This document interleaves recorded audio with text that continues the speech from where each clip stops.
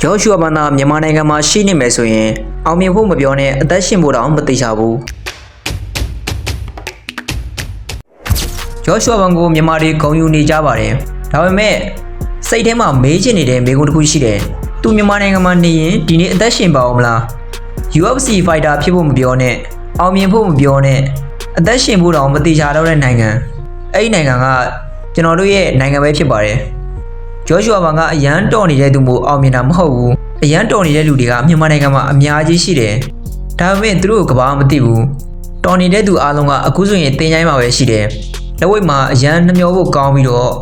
့စွမ်းဆောင်ရည်အရန်ကောင်းတဲ့မြန်မာလက်ဝိတ်ဖိုက်တာတူတူဆိုရင်ဒီတော်လန်ကြီးမှာပဲအသက်ပေးသွားရတဲ့သူပါဂျောရှုအာဘန်ကစွမ်းဆောင်ရည်ကောင်းနေရှိတယ်ဒါပေမဲ့စွမ်းဆောင်ရည်ကောင်းတွေကို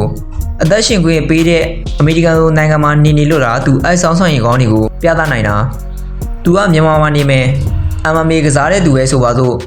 မနှက်ဆိုရင်ဂျင်ကိုသွားမယ်ဒါပေမဲ့မီးပြတ်တာရှိတယ်သွားဖို့ရကားလည်းမရှိဘူးလမ်းလည်းပိတ်မယ်ပြီးတော့ဒီနိုင်ငံရေးရှင်တွေနဲ့တနက်တန်တွေကနေရာတိုင်းမှာကြားနေရတယ်အဲ့ဒီအချိန်မှာဒီလိုအားကစားကိုလုပ်ဖို့မပြောနဲ့ထွက်ပြေးရမလားပုံနေရမလားဒီညရောအသက်ရှင်ပါအောင်မလားဆိုတာကိုပဲသူတို့စဉ်းစားနေရတယ်ဘာဖြစ်လို့ဒီလိုမျိုးစဉ်းစားရလဲဆိုတော့သူမွေးဖွားပြီးတော့ကြည်ပြင်းလာတဲ့နေရာကရှင်းပြည်နယ်ထဲကနေမျိုးလေးတစ်မျိုးမှာပဲဖြစ်လို့ပါဒီလိုပြည်တွင်းစစ်တွေခဏခဏဖြစ်နေတဲ့နိုင်ငံဒီလိုမျိုးဘာမှမပြည့်စုံတဲ့နိုင်ငံဝါသနာထက်ဝမ်းစာဖို့ပို့ပြီးဦးစားပေးနေရတဲ့ဒီလိုနိုင်ငံမှာအာကစားသမားတယောက်အနေနဲ့ဘယ်လိုရက်တည်ရမလဲမြန်မာမှာလူကောင်းဖြစ်ရတာအပြစ်တစ်ခုလိုဖြစ်သွားပါပြီလူကောင်းတွေကတော်ထဲဝင်ရတယ်တနက်ကင်ရတယ်တော်လိုင်းရေးလောက်ရတယ်ဒီလိုတော်လိုင်းရေးလောက်ပြီးတော့နှမြင်ရလားဆိုတော့နှမြင်မရဘူးအဲ့လိုနဲ့ပဲသူတို့ရဲ့ဘဝကိုအဆုံးသတ်သွားကြရတယ်ဒါပေမဲ့ဒီလိုလက်နက်ကင်သွားတဲ့လူတွေမှာလည်းအိမ်မက်တွေရှိခဲ့တယ်အဲ့လိုလူတွေမှာလည်းစွမ်းဆောင်ရည်ကောင်းတွေရှိခဲ့တယ်ဒါပေမဲ့ဒီနိုင်ငံက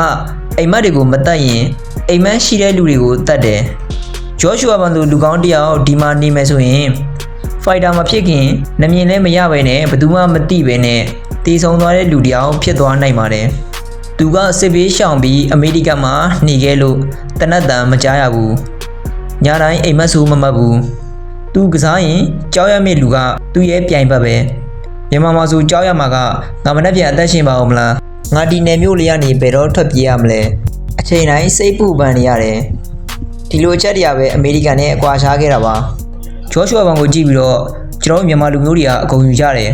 ကျွန်တော်တို့တော့အဲ့ဒီဂုဏ်ယူမှုကအရန်နှာကျင်ရစေတယ်အဲ့လိုစွမ်းဆောင်ရည်ကောင်းတဲ့လူတွေအများစွာရှိပြီးတော့ကျွန်တော်နိုင်ငံက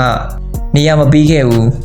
မမွေးယူနိုင်ခဲ့ဘူးမထားနိုင်ခဲ့ဘူးဒီလိုစွမ်းဆောင်ရည်ကောင်းတဲ့လူတွေအများကြီးကိုကျွန်တော်နိုင်ငံကအေးရမ်းစွာနဲ့ထားခဲ့မယ်ဆိုရင်ကျွန်တော်တို့နိုင်ငံရဲ့ဖိုက်တာတွေက